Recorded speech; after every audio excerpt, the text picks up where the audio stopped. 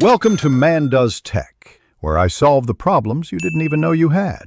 You start by measuring the door opening precisely. Know width and height so the net fits without gaps. Remove dirt, old tape, or loose paint so adhesive or Velcro bonds. This matters because a poor seal invites mosquitoes. Choose your mounting method now: magnetic tape for easy hands-free entry, Velcro for removable use, or a tension rod for no-drill setups. Once done, lay out the net and hardware. Confirm left and right panels align before you attach anything. Now attach the net starting at the top so gravity helps keep it taut. Line up the center seam or magnets.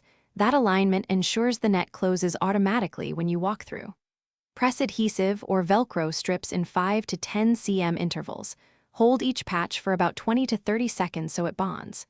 Secure the bottom with anchors, a bar, or sewn-in weights so the net seals against breezes. Make sure openings overlap by 1 to 2 cm to block tiny insects. Finish by testing the door frequently. Walk through slowly and briskly to see if the net parts and closes reliably. If the net drags or snags, trim excess fabric and resecure the bottom so it doesn't catch.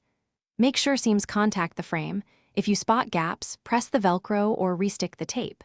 If closure fails, wait 24 hours for adhesives to cure, then reapply. Replace misaligned magnets. That troubleshooting tip usually solves leaks without a full reinstall. Thanks for watching. If you found this helpful, don't forget to like and subscribe.